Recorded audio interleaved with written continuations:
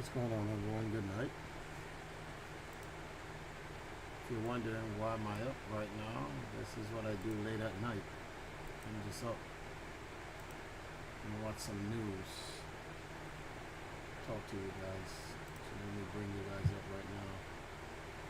Actually, let me change this. Call it graveyard.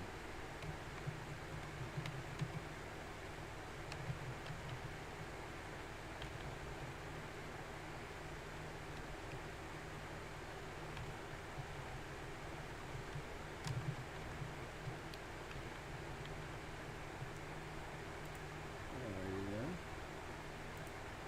Let me bring it up. Let's see who's in here.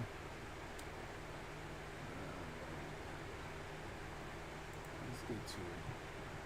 So here's a question. Has the Biden administration been lying to you about the Ukraine war? Well, it turns out not just a little bit, but a lot. Maybe a better question to ask, though, is how badly has the Biden administration been lying to you about the Ukraine war? I guess like on a scale, like a sliding scale. Like how bad? long is the Pinocchio nose? Right. We already know, like we know it grows, but how long is it? You know, I read a quote this weekend in the book that I just told you about, the Scott Horton book, that the first lie you tell in war is to yourself. Which is great. It's a great quote, right? Right. Because if you're supporting war of any kind, thinking that another human being has to die to solve a conflict, you're telling yourself something that most human nature fundamentally does not believe. Exactly. That's a great one. So to hear the Biden administration tell a story about the Ukraine war, tell the story, Ukraine is moments away from a big spring offensive. They're going to topple Putin. They're going to retake Crimea, and democracy will be saved, thanks to a bunch of recent Pentagon document leaks and new reporting last week by journalist Seymour Hersh. We know the opposite is actually true. We know that Ukraine is the most corrupt government in Europe. Ukraine has been stealing millions of dollars from you, U.S. taxpayers. That's undeniable now. And the documents show Ukraine cannot win this war. And further, U.S. troops are in Ukraine and have been. Now we have confirmation of this beyond just some leaks from government officials. No, it's in the Pentagon's documents. We know this to be true. But other than all of that bad news, Mrs. Lincoln, how was the theater last night? Was it still good? Were the actors any good? Well, it turns out even the acting in this war has been awful. If the freedom to dream were a spear, I proudly present a human being who tonight represents that spear's most honed tip. Ladies and gentlemen, dear participants of the 80th Golden Globe Award ceremony, the award was won at a special time. Awful. Awful. So even the acting. I mean, is do you bad hear in how this low war. the applause actually was? It really wasn't as much as you would think. Like, oh no. Yeah, that guy was again. the famous "just the tip" speech. So over Who's the butt of the spear of willingness to dream or whatever he said? I want to know who the other end of that The is. butt. I mean, the American people are right now. The American taxpayers are the butt. Because once you hear what I'm about to tell you, you're going to feel that way. So bend over. So over the past few days, something we've never seen before started happening. The American news media, specifically the Washington Post, started revealing the identity of the 21-year-old U.S. military airman who leaked the Pentagon documents in an online forum. And that's not just surprising given that the Washington Post, of course, is an arm of the CIA. But what is surprising is how quickly the arrest came. Ostensibly, the CIA gives the Washington Post his identity. They write a story about it. And then within 24 hours, he's arrested. That's how this works. Here's the video of 21-year-old airman Teixeira being hauled out and walked backwards towards us and handcuffed and marched away. If that's not amazing enough, the Washington Post doing the bidding of the CIA, a New York Times reporter then publishes a tweet saying, "See, this wouldn't have happened if the leaker had given us documents. We could have protected his identity here at the New York Times." Almost like a threat. Hey, because you published these on a Discord forum, that's not the New York Times, because you published them there, Instead of calling us over at the New York Times, the bastion of journalism, this is what you get. You get arrested. Let that be a lesson to all of you future whistleblowers out there trying to keep us out of World War III. Don't just push this on a Discord forum. Call the New York Times. Don't publish this yourself on your Substack. Give it to the team at Redacted. No. You need to talk to the New York Times to have your identity protected. So Biden administration's John Kirby says the American people have no right to know the information that this guy leaked to you. Watch. This is information that has no business in the public domain. It has no business, if you don't mind me saying, on the pages of front pages of newspapers or on television. Oh, really? Because it undermines our ability to lie to you about the lie in Ukraine. Who do these assholes think they work for? I mean, seriously, like, we have no right. It's like we are we are who gives you the right. They know who they work for. They don't work for you, and they don't work for me. They work for the deep state and the military-industrial complex. They work for weapons makers. I saw a great political cartoon this weekend, which showed a whole bunch of tables set up, and there was each table was like a person sitting there, and it said healthcare, and the person had an empty plate. It was like people waiting at a restaurant. They were all sitting there with empty plates, like waiting for the waiter to come around.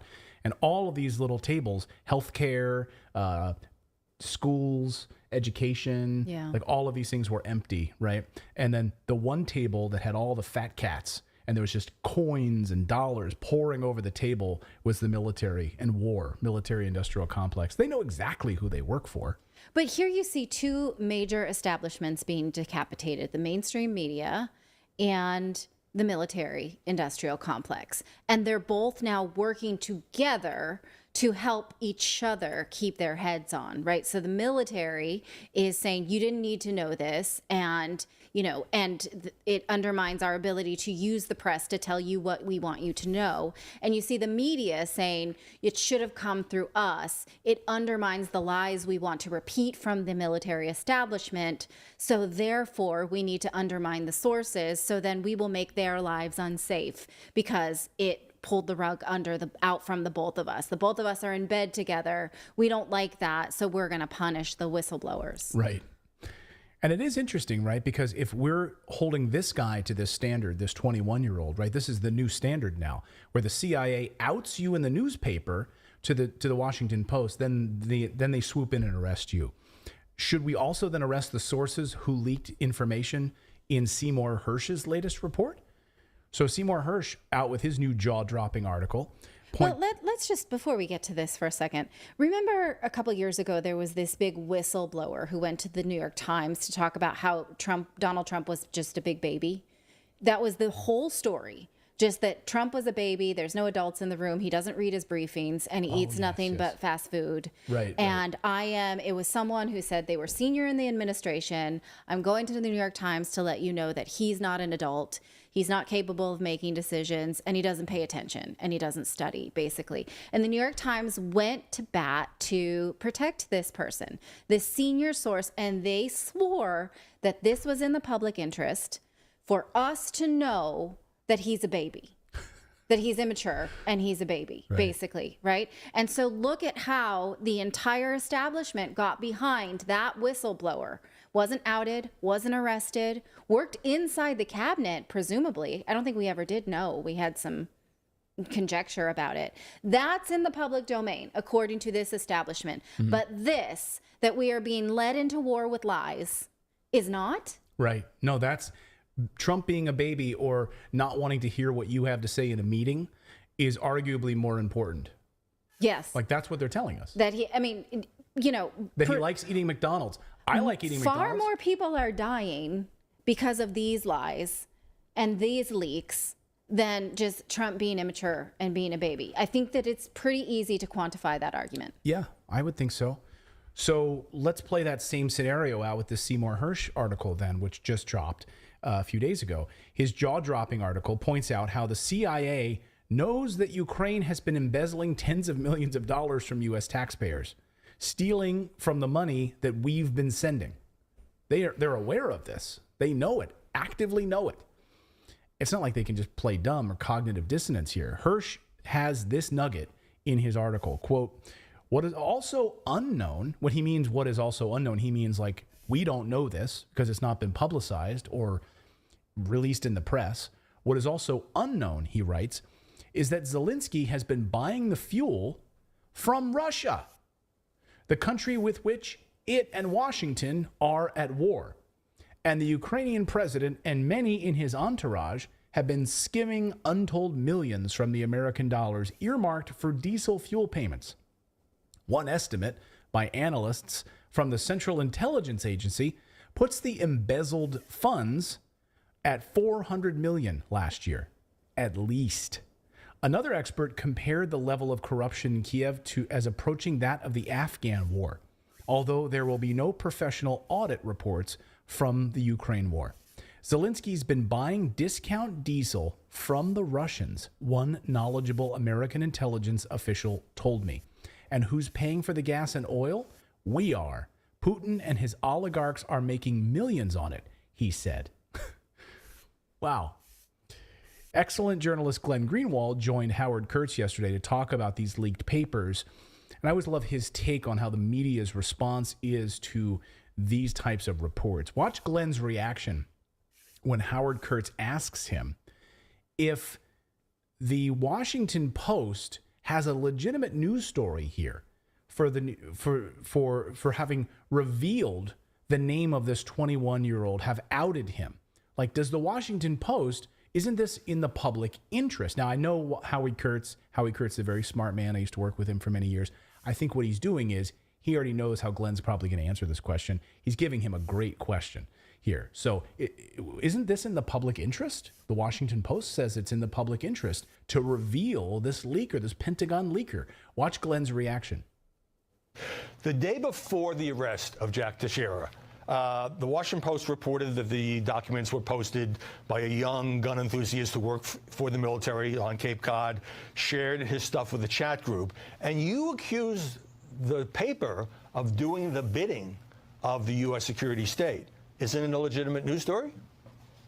No, it's the job of the FBI to catch people who leak classified information. As a journalist, those are the people we cultivate. Those are the people we rely on to do our jobs. Every single day, Howie, the New York Times, the Washington Post, NBC News, Fox has stories along the lines of senior officials told us X, Y, and Z, and they claim that this information is classified. The difference here is that this person didn't give this material to the New York Times or the Washington Post, and so bizarrely, they went on a hunt to find him and out him, and even the New York Times military reporter said, although he deleted it, ironically, if he had given the documents to the New York Times, we'd be doing everything to protect his identity instead of exposing him. I think it's incredibly bizarre for media corporations to unearth sources and leakers.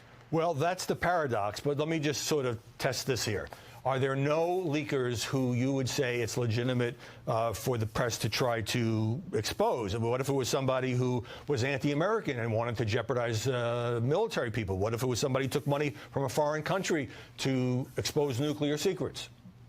Right, but the irony here is that the New York Times and the Washington Post in particular have been using these documents from the very beginning to do all kinds of reporting, which means implicitly they recognize these documents as being newsworthy and journalistically valuable. This is not a case where, say, troop movements or the names of covert agents overseas was disclosed. The government always claims people are endangered when their secrets get out that they don't want leaked. That's not this case. The fact that we're all talking about the contents of these materials proves that they're journalistically newsworthy in the eyes of the same media outlets that tracked him down. Right. Yeah, there's maybe like one or two circumstances where I think maybe that if you're a news organization and you get a call from a government official to not publish something, that would be, hey, today is June 5th. I heard that you got some information that tomorrow on June 6th, we're going to be launching a little something we call D-Day. We'd really love for you to not publish that. If you could just be so kind. Yeah, that. Because a lot of Americans will die if they think that we're actually landing at Calais instead of this other spot, not at Calais, right? Like, can you just hold off on that? Give it 48 hours. And I promise you, maybe we'll give you a good one-on-one interview with Ike, sure, after that. Yeah. That maybe, or Yeah, that's about it. Like that maybe, or troop movements that would literally lead to the death of thousands upon thousands of people. But this? No, they do the opposite. In fact, again, the book I was reading, Scott Horton's book, showed that the media had exculpatory evidence that the lie about the Iraq War and troops on the border of Kuwait was in fact a lie, because they had intelligence from satellites from the Soviet Union at the time. And the media decided not to follow up on that story and not to publish it, and to go forward with the Bush administration's lies about the attack on Kuwait in order to attack Iraq. They do the opposite of that. Yeah. The frustrating thing is, like, if you watch the mainstream, all you're seeing is them go after this kid. If you watch like our sources and stuff, everybody's going after the information. Like, this is important information. It's like, and I'm waiting for the narrative to come down that somehow this is linked to Russia. Well, I just saw in the chat one person, Linux Master, there's always one, right? Drops a chat. He says, "Do you guys have dual citizenship in Russia?" I just laughed my ass off. I've never been to Russia. I would actually love to visit Russia sometime, but I've never been there. And no, we do not have dual citizenship anywhere. So no, we don't. But it tracks with a lot of the reporting that we've been doing here about how the United States is feeding us lies in order to support the conflict in Ukraine, and making us somehow forget that Ukraine was attacking the Donbass since 2014. We've known this because we've been reading about it, and we remember, and we don't just get social media cred for putting Ukraine flags up all around our show. But, you know, I guess this might be surprising to anyone who's been sort of blindly supporting the U.S. narrative. Yeah, it's amazing. Like, we were in the airport, Gatwick Airport. There was a young man who worked at an electronics store, and you know me and electronics. I was hanging out there while we were waiting for our flight, and he saw my camera, and he was talking to me about vlogging and video stuff. He's like, "Oh, do you do any videos and photos and stuff?" And he was a great photographer, and we were chatting. And I said, "Oh, you have a YouTube channel, and we cover geopolitics, and the Rumble channel we cover geopolitics." And then he's like, "Oh, what's your channel?" He looked it up, and he goes, "Dude," he goes, "this is not a small channel." And I'm like, "Well, thank you. I appreciate that." And he said, "I can't believe how many people don't know what's going on in Ukraine, the truth about it." He's like, "People don't know to look back to 2014. And I was like, "Yes, young man, like there's a bright future. Like, yeah. That's awesome." He's like, "My dad told me, to really do my homework and understand like what happened in 2014 in Ukraine, to understand that this is a U.S. led proxy war." And that like, yes, there are smart people out there. Yeah. Who just spend a little bit of time reading the books, It goes back to the 80s and the 70s, like the whole Cold War. Like, it's all related. It's like one long continuous drama, Yeah. And so it's like all these little bits thrown in there, but you can keep tracking this back to World War II. Yeah. Yes, yeah, you're right about that. Good luck finding a kid that age in this country that would have that conversation. No, I see those videos in Times Square where they interview people. They ask them who the vice president of the United States is, and they can't answer it. So anyway, Glenn Greenwald also draws a direct connection to the famous Pentagon Papers, which showed just how the U.S. war in Vietnam was never going to end in victory for the United States, but the U.S. government continued to lie to the American people straight to our faces how it was doing in Vietnam. This is a great parallel. Watch. The leaked material says Ukraine is in a much more vulnerable position in fighting the Russians in terms of vulnerability, running low on ammo, than the Biden administration has publicly proclaimed. Does that bring to mind the old Vietnam War phrase, credibility gap? Yeah, I mean, remember, the reason Daniel Ellsberg leaked the Pentagon Papers was because the U.S. government was telling American people that they were winning the war in Vietnam, but privately they were saying there was no way for them to win. The most they could hope for was a stalemate, and he felt compelled to show the truth. Very similar in terms of what the documents reveal, in that it not only shows the Ukrainians losing, at least more so than the government admits, but also that the U.S. government has special forces deployed on the ground in Ukraine, which I think is something, if we're going to do, we should at least know about first. Yeah, I do think we should deal with. Imagine that, right? Wouldn't that be great to know? Yeah. So, I mean, some of us did, right? Right. we kind of been pointing that out for ever since it started. So, but guys, I think we brought it up about a year ago. Yeah. So guys, I'll just sort of ask you here. I'll throw this out as like a collective question for everyone here in the chat. Everyone can comment and leave us a comment as well. Like, is this the new standard then for mainstream media journalism and whistleblowers? Like, when we hear information that we know to be very important to the American people, in the best interest of the American people, we've been lied to about a war in Ukraine. about money that's being wasted, that a war that's not going to be winnable, by the way. U.S. troops in that country. Wouldn't that be nice to know? U.S. troops in that country. You've been lying to us, lying to our faces about that. And by no reporters in the press corps seem to ask that question, right? Why do they never ask that question? Or specific troop numbers? Like, can you please tell us? Like, we were told no American troops were going to be in this war. Why are there American troops in Ukraine? Right. Is this the future of journalism now, where we're going to out whistleblowers in newspapers? Unless they just have something to say about Donald Trump being a baby. Yeah, I guess. In which case we protect them, life and limb. Yeah. Well, I mean, according to like modern journalism, though, that's not a journalistic question, because you're not supposed to know that. So they can't ask those questions because they're not supposed to know about it to begin with.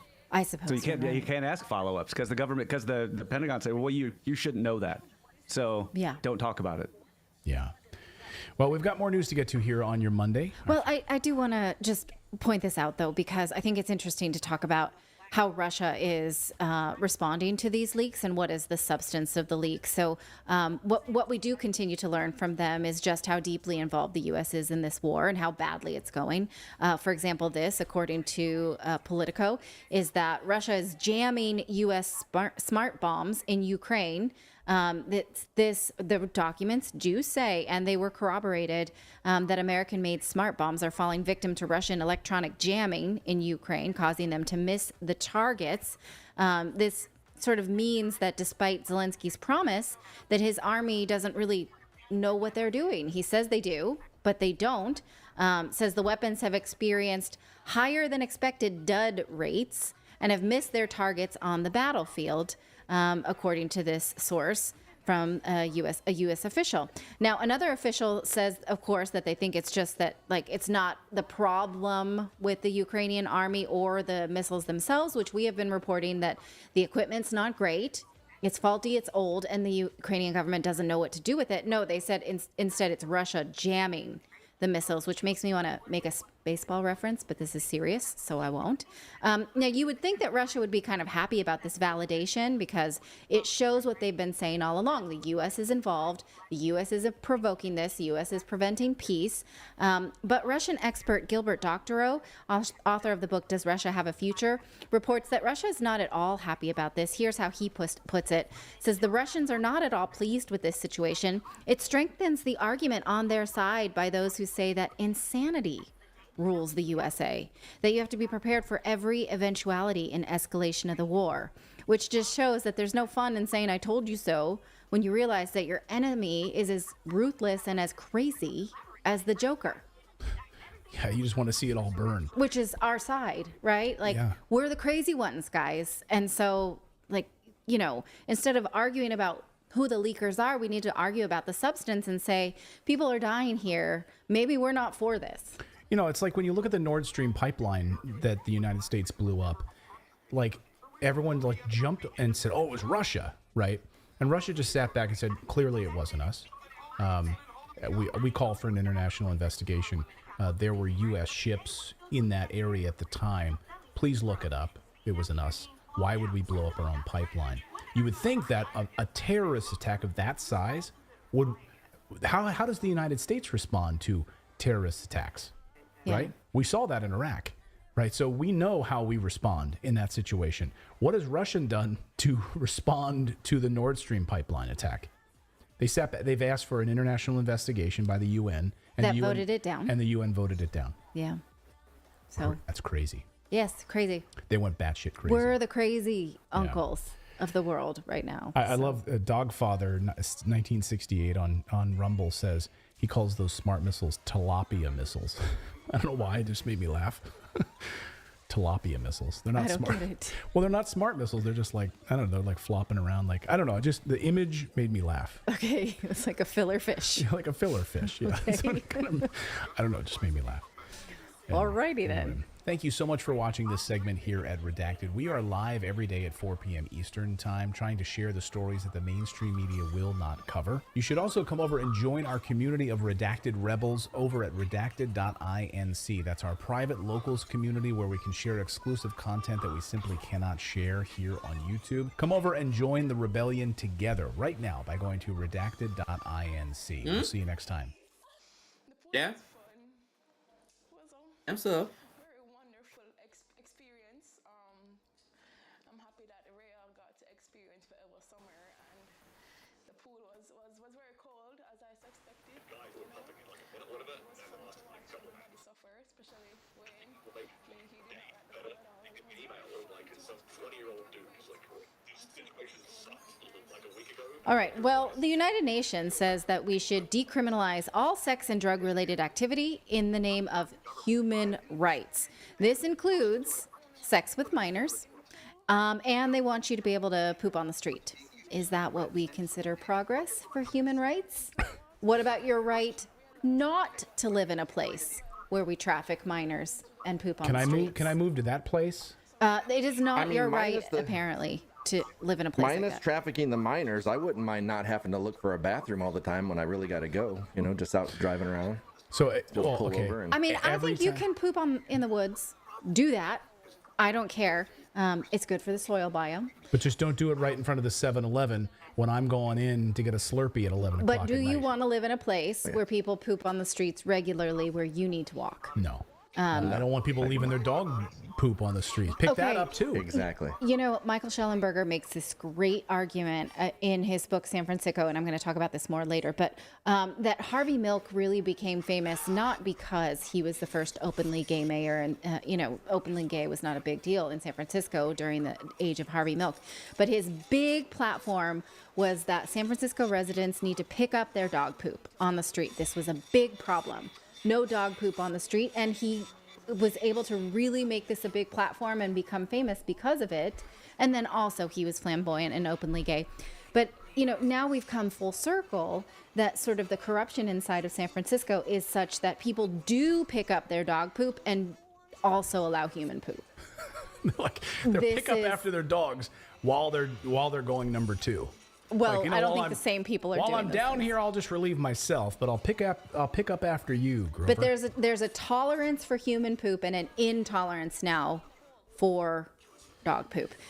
So let's go through what the United Nations is saying about these human rights. And, what they're trying to say is that if you criminalize things like sex and drugs, it's racist and it's against human rights. It violates people's human rights. Okay, that's a nice thought that we don't want to criminalize people for things that maybe shouldn't be criminalized, but we're going so far in the other direction now that there is no longer a consensual age, an age of consent for minors is what they're saying. So, whatever, 4-year-old, do it. And there is no way to criminalize. I don't know if there's another word for this. I didn't go too far down looking it up, but do we still call them pimps? People who make money from selling Yes. other people's sex? I mean, you just did. Is there a more forward word for using? Is for there a pimps? new, like a Biden administration approved? I think it's entrepreneur word? now. Oh, I know. I was going to Public- suggest. public schools. Yeah. I was going to suggest unconventional entrepreneurship. Okay. Unconventional entrepreneurship. Yes. Okay, by everyone, if I use pimp? Yeah? Yeah, I'm fine Okay with by that. me. I'm Okay. I'm down with Is that. there any YouTube terms of service against talking about pimps? I don't know, but- Okay, I'm not going to tell you how to do it. Not yet. The United Nations thinks it's a-okay that you do it, so I'm going to assume that YouTube thinks so too. Okay, this all comes from the United Nations organization called UNAIDS. It was a report that was released on March 8th, Women Day. Here's the cover of the report, and it's sort of a best practices suggestions for international communities on how to police or not police conduct associated with sex, reproduction, HIV, drug use, homelessness, and poverty. Also, of course, there's some gender identity thrown in there for good measure. Here are the frameworks that they say that they're talking about. They want to basically talk about, these things: sexual reproductive health, consensual sex, gender identity, gender expression, HIV non-disclosure, drug use, and homelessness and poverty. Now, it's a very strange document. And I'm going to skip straight to the most strange thing. The most disturbing is Principle 16 around consensual sexual conduct. They're saying that pretty much no consensual sexual conduct should be criminalized, It's same sex as well as different sex relations, consensual sexual relations between trans or non-binary people, all kinds of combinations, premarital, extramarital, no criminalization of sex, period. With respect to the enforcement of criminal law, any prescribed minimum age of consensual sex must be applied in a non-discriminatory manner, meaning we sort of take into account that persons under 18 can make decisions about engaging in consensual sexual conduct and their right to be heard. There is no age limit here when you read through this. So, I can see how maybe you don't want to send someone to prison for life for having sex with a 17-year-old when they're 19. Okay, but 7? 12? 4? Right. No age at all? If they can decide their gender and to be on puberty blockers and stuff like that at that age, then why not? These decisions that these kids are going to be able to make are going to keep expanding to, like, they want to get married now all of a sudden, they want to live with somebody, like it's just further going to expand. Well, they want to go into debt. They want, give a 4-year-old a credit card. That's sure. Well, Let's do all of that. You and I were talking about this. Great idea. You and I were talking about this story in the kitchen, and Miles, our 12-year-old, said, "Daddy, what's a minor? Like, what is a minor?" And I said, "It's you until you become an adult at age 18. Until then, I'm king, she's queen, and you do what we tell you to do." Right? And I said, "So we rule the roost until you're an adult, then we kick you out." And he said, "What if I don't want to leave?" I'm like, "I don't want you to leave either, buddy, but you know what I mean. Like, once you go at 18, you're an adult legally under the law. Like, we know that that's when you can serve. That's when you can serve in the military. That's when you can go to war. That's right? when you can vote. In Europe, that's when you can drink. Even though we know the process of demyelination, I think is what it's called, is the process of full maturity of the brain doesn't end until 30. But I guess the United Nations thinks that we should take into account the consensual conduct of minors, that they can decide and they can say for themselves. So I can see how 17 and 18 decriminalize all sex and drug related activity in the name of human rights. This includes sex with minors. All right. Well, the United Nations says that we should decriminalize all sex and drug related activity in the name of human rights. This includes sex with minors. And they want you to be able to poop on the street. Is that what we consider progress for human rights? What about your right not to live in a place where we traffic minors and poop on the streets? Can I move to that place? It is not your right, apparently, to live in a place like minus that. trafficking the minors, I wouldn't mind not having to look for a bathroom all the time when I really got to go, just out driving around. So, pull over and I think you can poop in the woods. Do that. I don't care. It's good for the soil biome. But just don't do it right in front of the 7-Eleven when I'm going in to get a Slurpee at 11 o'clock. But do you want to live in a place where people poop on the streets regularly, where you need to walk? No. I don't want people leaving their dog poop on the streets. Pick that up too. Exactly. Michael Schellenberger makes this great argument in his book San Francisco, and I'm going to talk about this more later, but that Harvey Milk really became famous not because he was the first openly gay mayor, and openly gay was not a big deal in San Francisco during the age of Harvey Milk, but his big platform was that San Francisco residents need to pick up their dog poop on the street. This was a big problem. No dog poop on the street, and he was able to really make this a big platform and become famous because of it. And then also he was flamboyant and openly gay. But, now we've come full circle that sort of the corruption inside of San Francisco is such that people do pick up their dog poop and also allow human poop. Like they'll pick up after their dogs while they're going number 2. Well, I don't think the same people are doing While I'm down things. here, I'll just relieve myself, but I'll pick up after you, Grover. But there's a tolerance for human poop and an intolerance now for dog poop. So let's go through what the United Nations is saying about these human rights. And, what they're trying to say is that if you criminalize things like sex and drugs, it's racist and it's against human rights. It violates people's human rights. okay, that's a nice thought that we don't want to criminalize people for things that maybe shouldn't be criminalized, but we're going so far in the other direction now that there is no longer a consensual age, an age of consent for minors is what they're saying. So, whatever, 4-year-old, do it. And there is no way to criminalize. I don't know if there's another word for this. I didn't go too far down looking it up, but do we still call them pimps? People who make money from selling other people's sex? I mean, you just did. Is there a more forward word for using? Is there pimps? a new, like a Biden administration approved? I think it's entrepreneur word? now. Entrepreneur. I know. I was going to suggest. Public schools. Yeah. I was going to suggest unconventional entrepreneurship.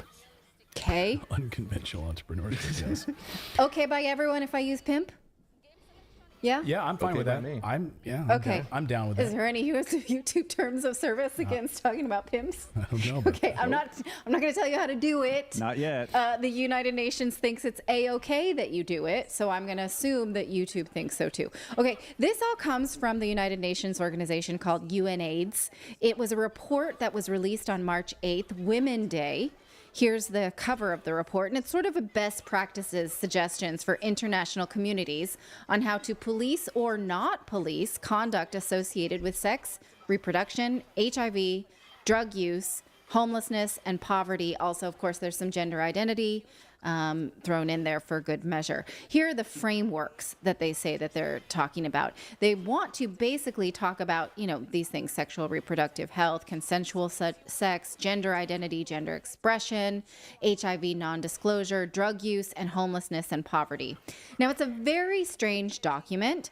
And I'm going to skip straight to the most strange thing. The most disturbing is Principle 16 around consensual sexual conduct. They're saying that pretty much no consensual sexual conduct should be criminalized. It's same sex as well as different sex relations, consensual sexual relations between trans or non-binary people, all kinds of combinations, premarital, extramarital, no criminalization of sex, period. With respect to the enforcement of criminal law, any prescribed minimum age of consensual sex must be applied in a non-discriminatory manner, meaning we sort of take into account that persons under 18 can make decisions about engaging in consensual sexual conduct and their right to be heard. There is no age limit here when you read through this. So, I can see how maybe you don't want to send someone to prison for life for having sex with a 17-year-old when they're 19. Okay, but 7? 12? 4? Right. No age at all? If they can decide their gender and to be on puberty blockers and stuff like that at that age, then why not? These decisions that these kids are going to be able to make are going to keep expanding to, like, they want to get married now all of a sudden, they want to live with somebody, like it's just further going to expand. Well, they like want to go into debt. They want, give a 4-year-old a credit card. That's sure. Well, Let's do all of that. You and I were talking about this. great idea. You and I were talking about this story in the kitchen, and Miles, our 12-year-old, said, "Daddy, what's a minor? What is a minor?" And I said, "It's you until you become an adult at age 18. Until then, I'm king, she's queen, and you do what we tell you to do." Right? And I said, "So we rule the roost until you're an adult, then we kick you out." And he said, "What if I don't want to leave?" I'm like, "I don't want you to leave either, buddy, but you know what I mean. Like once you go at 18, you're an adult legally under the law. Like we know that that's when you can serve. That's when you can serve in the military. That's when you can go to war. That's right? when you can vote. In Europe, that's when you can drink. Even though we know the process of demyelination, I think is what it's called, is the process of full maturity of the brain doesn't end until 30. But I guess the United Nations thinks that we should take into account the consensual conduct of minors, that they can decide and they can say for themselves. So I can see how 17 and 18 is something that could be considered. But now they're saying decriminalize completely all age groups. I don't think I should have to make an argument why that's problematic. Well, and that's what the LGBTQIA plus stands for. There's actually maps now, which are minor attracted people, and they even have their own flag. Yes. Which just blows me away. Yeah, Yes. but they're definitely not generally accepted in the LGBTQ community. They're just that's them pushing not themselves yet. in there where they're not generally there's no reason to think they will be. Right.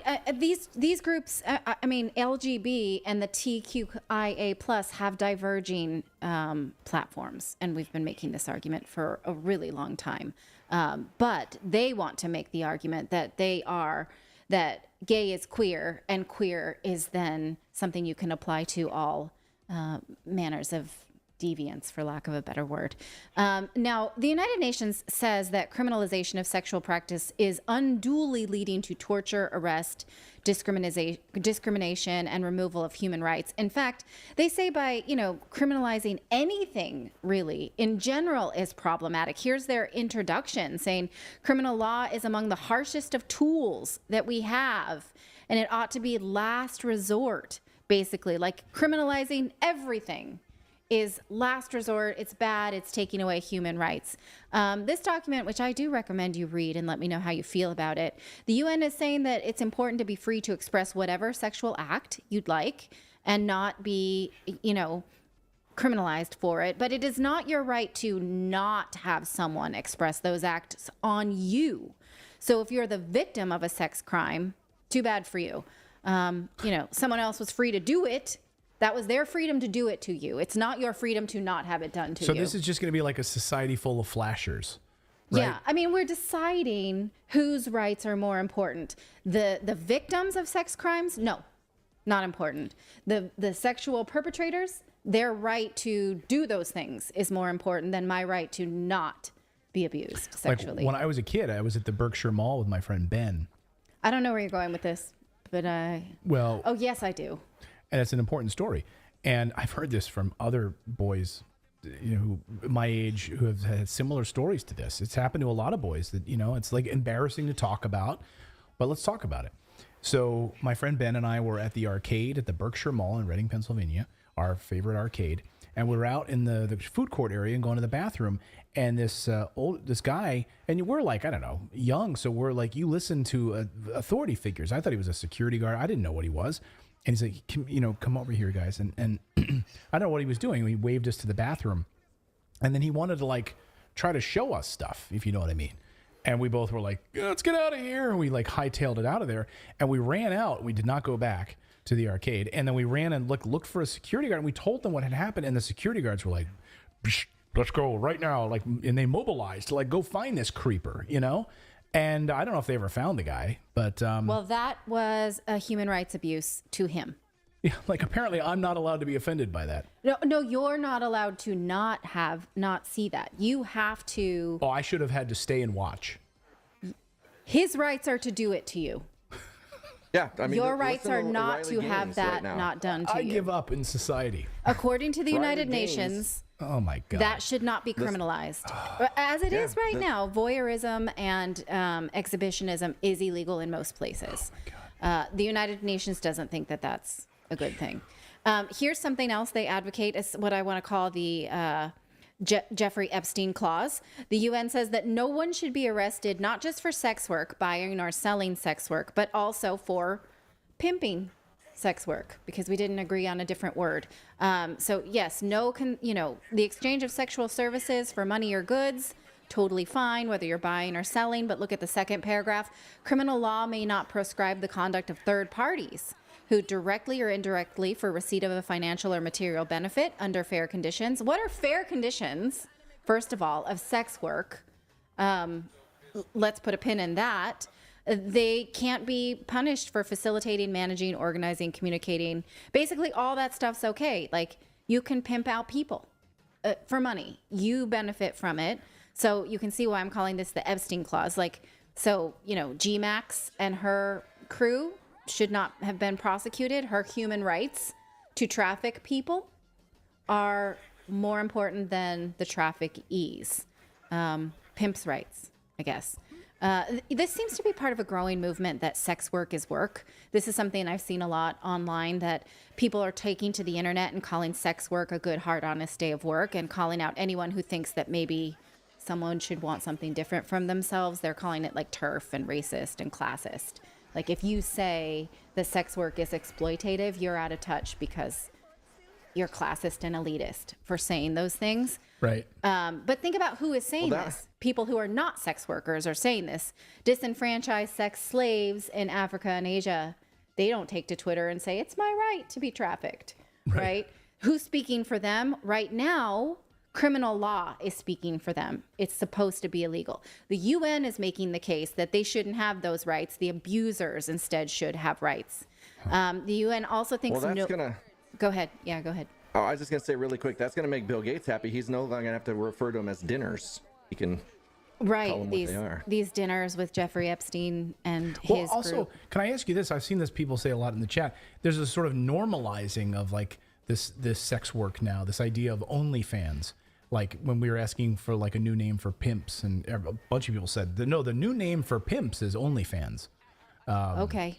So maybe there's like a normalization of it, right? That, you can't ban these people. You should absolutely, this is a day's work, a good, honest, hard day's work.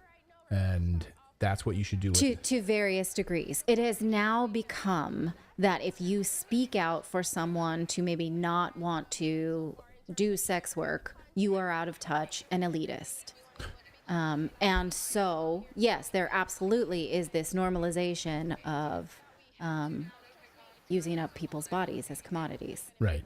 And so, about drug use. The UN thinks that no drug use should be criminal. Here is their bit about that. Not possession, not purchase, not use, not holding any of these kits, not seeking out health services for drug use. Nothing about drug use should be policed. So it is not only your right to do drugs, it is not your right to live in a drug-free place. Meaning if you live in a neighborhood ripped apart by drugs and violence, too bad for you. There should be no law enforcement or government trying to make that not the case. Now, again, I want to refer to Michael Schellenberger's book, San Francisco. He talks about how when you do not criminalize drugs, you end up with a lot of people dying on the street. That's their right, I guess. According to the UN. It's not your right to live in a place where people don't die on the streets of drugs. In fact, in one study, he found that if you do not force people to get clean, but you just give them houses, they do stay in the homes for the duration of the housing experiment. But the twist in this data, and this was done in San Francisco, is that giving people houses did not reduce the rate of deaths because they were allowed to continue to be on drugs. They just were in a house. There were 37 deaths out of the 199 participants in the control group and 33 deaths out of the 224 in the experimental group. And so it was so surprising that people who are not asked to get clean don't get clean and just die in a more comfortable place. They still die. They just maybe die slower, or they die inside instead of outside. Is this the outcome the UN wants, just to let people OD themselves to death as a human right because of body autonomy? And the resulting communities where people live and then have to, be addicted to drugs, well, yeah, they say you should be able to poo and pee on the street because, you've cultivated this drug addiction, possibly sex addiction too, and you should not be criminalized for engaging in life-sustaining economic activities in public places, such as begging and panhandling, vending, hawking, or other, even hawking or other informal commercial activities involving non-contraband items, or engaging in life-sustaining activities in public places like sleeping, eating, preparing food, washing clothes, or it says even urinating and defecating in other public spaces. It sure does seem to me like the UN is in favor of social collapse, does it not? So that's what I want to ask you here at the end of this, which is, again, when you see a story like this, you're like, oh my God, these progressives, they're ruining everything. They're driving us into the ground. But maybe I ask you this, isn't it part of the plan? Because if you think about what the World Economic Forum wants, they don't want us to work out of the house. They want us to work from home. Right. This is the theory of like why they're doing this on purpose. Right. Are they doing it on purpose? That's what I'm throwing it out there. Like, because why? It's scary to leave the house. You want to go down the street in Chicago right now and go get a burger? You know, watch out for Jesse Smollett. You just walk all the people that are walking down the street right now in Chicago, you know, in San Francisco. Do you want to do that? Because I can work from home. I don't have to commute. I can stay. I can do all of this remotely. I can have everything taken care of for me because it's scary out there. And this is a way to sort of force us more inside. I suppose. That's if one you, theory. I don't know, Natalie, if when you were in San Francisco, if you drove by the Tenderloin district, but if you drive over in the Tenderloin district in San Francisco, this is pretty much what they have done. They have made drugs legal. They give them paraphernalia. They give them everything they need. And people are just like laying on the streets. They're breaking in and stealing stuff. Like that's it, but nobody is doing anything about it. They've removed police power. They've removed all the things that can keep people from doing that. And so there's a reason that they're doing that. And so it obviously has to be what some of these people want. Otherwise, they would be doing something about it. Yeah, there's a lot of theories about why. What Michael Schellenberger calls the homeless industrial complex, because there is a lot of money, competing money, government money, your money, going around to different competing organizations. And there's law enforcement, and then there's homeless advocates, and they don't work together. And, you know, they are incentivized to not solve this as a problem. Why would the United Nations want this to feed into the homeless industrial complex? Why would they want to dehumanize human bodies to the point that it would be socially acceptable to have consensual sex with a 10-year-old? I don't know. I mean, this feeds into sort of my theories about transhumanism, is just like break down the entire human experience in order to what I mean, that maybe seems like a leap. I don't know. You know, there's so many whys here. Why remove the age of consensual sex? Why, you know, allow people to do drugs to their own detriment, to the detriment of them and the people around them? Why, you know, I think of like little old ladies who are living in communities where they've raised their families that are now drug infested and full of crime, and we're like, well, sorry, old lady, we're not going to help you because it's their rights to do these things around you. You know, I don't know. I really don't know. But this is a real document. The United Nations really thinks this. I really feel like I'm living in a clown world. Let us know what you think about it in the chat. It is amazing I got two questions. Go ahead. Go ahead. Sorry. I was going to say, it's amazing. The most amazing documents of this, the most amazing things that we cover here on the show don't come from like weird out of the world places. They come from the United Nations on their website, or the World Economic Forum on their website. So people can say, oh, this is tinfoil hat stuff or whatever. No. Go read what they've spent months putting together and researching and deciding that this is the publication they were going to put out. And no media will cover this, but we're covering it here. Go ahead, Philip. I was going to say, I have two questions on this. One is like, I wonder how long it will be until somebody comes out and says, no, this wasn't supposed to be released. This an intern did it. And the other one is just to bring up some of the images again, but why the hell are they decorated with barbed wire? I was wondering that too. Who uses barbed wire as your graphic design choice? Yeah, look at the beginning of it. It's so bizarre. Can you go back to the cover? It's like a sort of, you know, chubbier woman of color with gray hair, and she's locked up for I don't know what this is supposed to represent. I do. I mean, it's kind of like, oh, she's basically in shackles, you know, for being like homeless. She doesn't have clothing. She's unkempt, but she's also then wrapped in barbed wire because she can't just poop wherever she wants. So this is the last thing keeping her from her freedom. It's like her ability to wash anywhere where she wants. Maybe that's my theory. Like the barbed wire. So many questions. Yeah. So many questions. I have one more question from our chat room on YouTube. One of our chatters asked, so will they cancel To Catch a Predator? Remember the famous show? Was it an NBC show or ABC show? Yeah, that's racist and classist. Chris Hansen, yeah. To Catch a Predator. But that already got canceled. Oh, did it get canceled already? No, it's huge on YouTube. Quite a while back, actually. Oh, okay. Well, the old versions of it, but the actual TV show got canceled. I can't remember what there was some big to do about their last episode that they ended up getting canceled. That was years ago. Yeah, but he does them. He still does them on YouTube, but like, the TV show is no longer around. Yeah, but that's a you're right. human rights violation. Yeah, I mean, by this definition, who do we prosecute then? There's nothing left really to prosecute. I mean, I feel if you Mass shooters? No, it's their right to do that, No. to express their Antifa we'll go sentiment. we'll go after you though if you own a gun.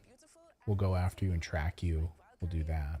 Who do we arrest? Gun Well, that's what possession. I was If just you don't talking pay your about that on taxes. the. Pay your taxes. Yeah, I was just talking about that with the Fed Now system. It's like the Restrict Act. I mean, so in the Restrict Act, they'll be able to know every transaction you make, and if there's something that they don't want you to buy, like we were talking about limiting how much gas you can buy, they don't want you buying these magazines. These magazines hold too many bullets. We don't have to ban it. You just won't be able to buy it. Right. Yeah.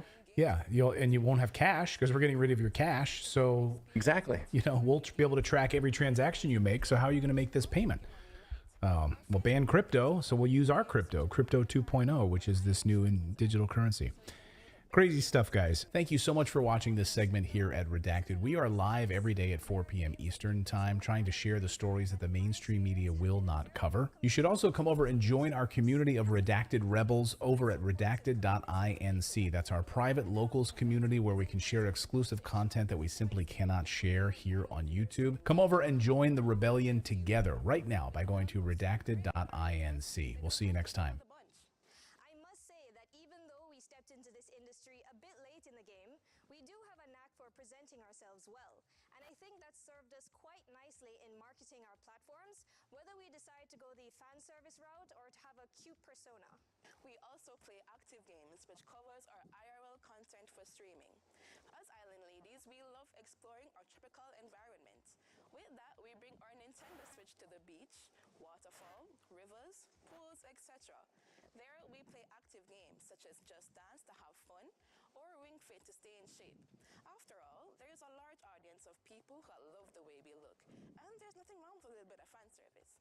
One of the biggest battles is the fight against the misunderstanding and difference between fan service, which can be used to positively empower our self-image as women and also for our viewers of all types to enjoy, versus sexually allowing others and ourselves to objectify our bodies.